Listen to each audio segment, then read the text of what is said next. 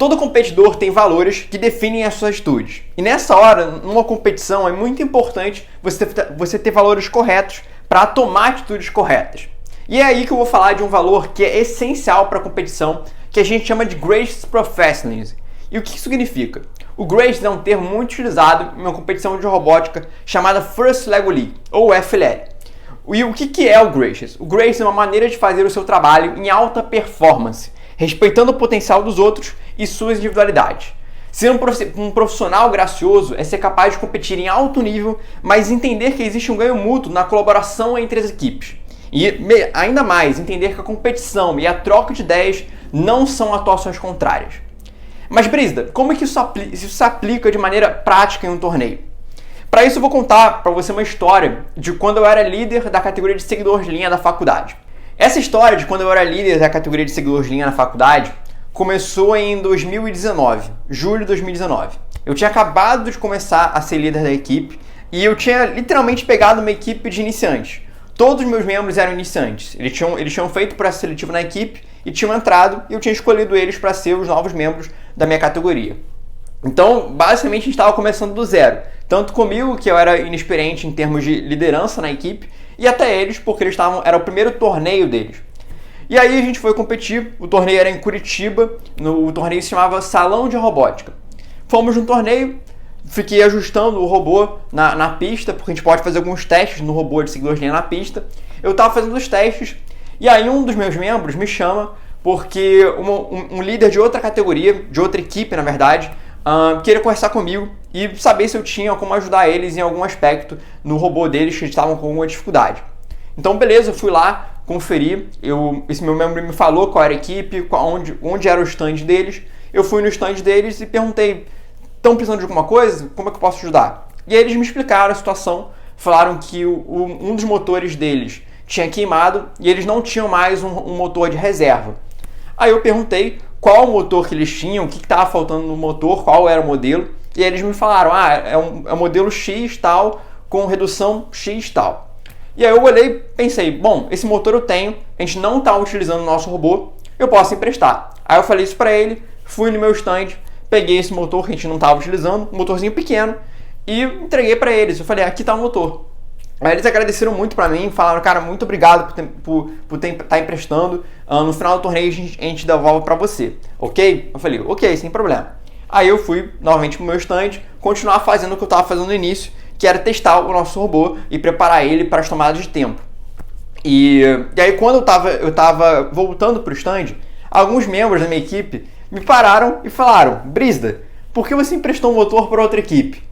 Quando eles me falaram isso, eu honestamente não entendi por que eles estavam falando isso. Pra mim parecia que eles estavam falando grego. Eu falei, cara, como assim? Qual o problema de eu ajudar a outra equipe? Eles estavam precisando de um motor. Eu não estava entendendo isso. Mas depois de um tempo eu entendi que era questão de ser um profissional gracioso. Naquela época, em 2019, eu já participava de torneios há mais de 3 anos. Eu já tinha ido para internacionais, já tinha participado de mais de 3 regionais, mais de 3 nacionais. E na verdade já tinha a maioria dos meus prêmios em competições. E eu já tinha desenvolvido como uma característica a questão de ajudar as outras equipes, a questão de competir e ajudar ao mesmo tempo. Mas esses meus membros, que eram iniciantes na competição, eles não tinham essa característica dentro deles. Então, para eles, a questão de competir é você competir e só focar em você mesmo e não entender que competir e cooperar são coisas que dá para conversar um com o outro. E aí eu falei com eles, falei, cara, é só o motor que eles estavam precisando, não tem problema nenhum. E eu prestei e foi isso. Até porque eu era líder, então as decisões finais eram minhas. E não importava se eles estavam certos ou não. A decisão era minha, final, ponto final. E emprestei. E beleza, a gente foi continuar a competir. A gente conseguiu ficar em 5º lugar na competição. Eu não sei exatamente qual competição essa outra equipe ficou, mas eu sei que eles não ficaram acima da gente. E mesmo que ficassem, aí entra um ponto que eu acho muito importante. Mesmo que eles ficassem na nossa frente, isso não quer dizer que eu não deveria ter ajudado. Pelo contrário, eu quero competir, eu quero vencer por conta do meu mérito. Eu quero vencer e competir sabendo que eu competi contra as melhores equipes do mundo, com todas as equipes no seu potencial máximo. Eu não quero saber que eu ganhei um prêmio porque a outra equipe não tinha um motor, mas se tivesse, teria um resultado melhor que eu. Então entende esse ponto? É você ser um competidor em alto nível. Você entender que cooperar e competir em alto nível não são coisas separadas. Que você pode, as duas coisas podem coexistir. E aí outro caso que eu quero contar é de uma história minha no Internacional na Espanha. Em 2016, a minha equipe conseguiu a vaga para o Internacional na Espanha, um Internacional da FLL na Espanha. E aí, naquela época, a gente estava começando a procurar entender mais sobre o giroscópio, que era um sensor muito complicado de utilizar na época e ainda é até hoje, mas é um sensor que eu gosto muito. E aí a gente foi para esse torneio, começou a procurar algumas equipes de robótica que poderiam ter essa informação. E o Internacional é o melhor momento para isso, por quê? Porque você está competindo contra as melhores equipes do mundo. E muito provavelmente o que eles estão fazendo lá fora é o que a gente está procurando fazer aqui, ou vice-versa. E aí a gente encontrou uma equipe alemã que eles estavam utilizando o giroscópio em alguns aspectos do projeto.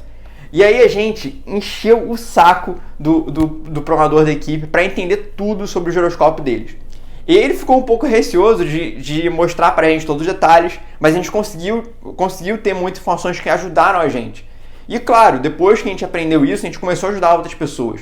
E, por exemplo, uma prática que eu tenho muito nos torneios é quando me perguntam sobre algum aspecto da programação, já que eu era o programador principal da equipe, eu mostrava o computador. Eu trazia o computador e mostrava, ó, essa aqui é a programação, foi isso que eu fiz, isso tal. O que muitas pessoas fazem é não mostrar a programação. Só que a verdade é que, como programador, o que eu mais quero é ver a programação da outra pessoa, para entender de perto o que está acontecendo. Então, se eu querer isso de alguém, como é que eu não posso fazer isso para outra pessoa? É uma questão de reciprocidade. Você entender que, se eu quero ver a programação da outra pessoa, eu tenho que também tomar essa mesma atitude quando me pedirem alguma informação. Então, essa é uma prática que eu tenho muito. E era muito legal porque, às vezes, quando a outra equipe via algum aspecto da minha programação, eles davam algumas ideias. Então, eu conseguia melhorar a minha programação. Eu conseguia melhorar a minha programação e a outra pessoa conseguia melhorar a sua programação graças às informações que eu passei para ele. Então, isso que eu quero te mostrar. Que o aspecto principal de um profissional gracioso é na competição. Você competir em alto nível, não deixar de competir e buscar vencer, mas também entender que cooperar e ajudar as outras pessoas, tirar dúvidas, aprender com os outros faz parte do processo.